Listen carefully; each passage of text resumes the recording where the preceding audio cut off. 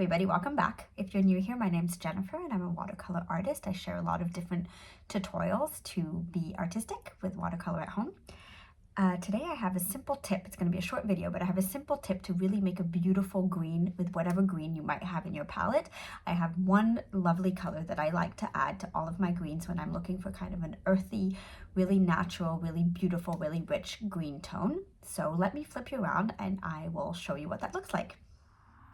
Okay, so I've chosen a couple different greens from my palette and I will show you how using one color and mixing it in is going to transform those greens into greens that I find really lovely to use in floral painting. So we're going to start with this green here, which is my permanent green pale. This is from my SAKURA Koi Palette, by the way.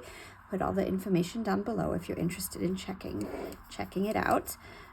So here we go. This is permanent green pale. So it's kind of vibrant. I often find that this doesn't look very natural, especially if you use it straight as it is in floral paintings. Then I'll move on to, so that's actually number 114, in case you're wondering, in the palette. Then I'll move on to permanent green, which is a little bit darker, and it looks like this. Then I'll move on to my Viridian, kind of classic Viridian here. So has more of kind of a bluish tint. It looks like this. Then I'll move on to Sap Green, which is a lovely kind of classic. Here we go, Sap Green. And Sap Green, oh, that's 107. I'll put all the numbers down below. Viridian was 92. And then my olive green, which I think might be my favorite of all of these. And olive green looks like this. And now I'm going to show you what I like to do, which is add yellow ochre to these greens to make them more muted, more deep, kind of having more richness and more depth. And so this is what yellow ochre looks like, kind of a almost kind of golden, rich, kind of turmeric-y kind of color. And I will show you what that looks like. So I'm going to take some of this ochre and mix it into my permanent green here.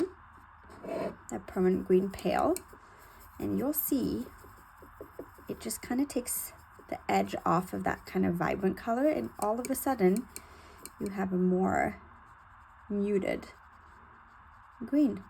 It looks like that. So then I'll take the same ochre color here and I'm going to mix it into my permanent green, the regular one, and look straight away. Kind of makes the colors a little bit more complex. And yes, as I said, more muted. And I find more natural looking to maybe stems and leaves in your paintings. I'll move on to Viridian now, and I will add some ochre to that. And you see it's just adding a little bit of ochre and mixing it in. Here, I'll move this around so you can take a look. And that's what it looks like here. I just find that these colors look a lot more natural. And in the paintings that I like to do, I'm moving on to Sap Green here.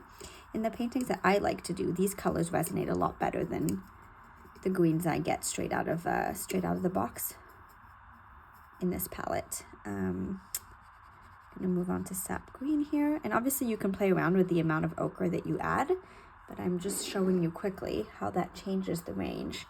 And then olive green, my last one here, which frankly is already kind of muted, I think might be the one that benefits the least from adding the ochre, but let's take a look.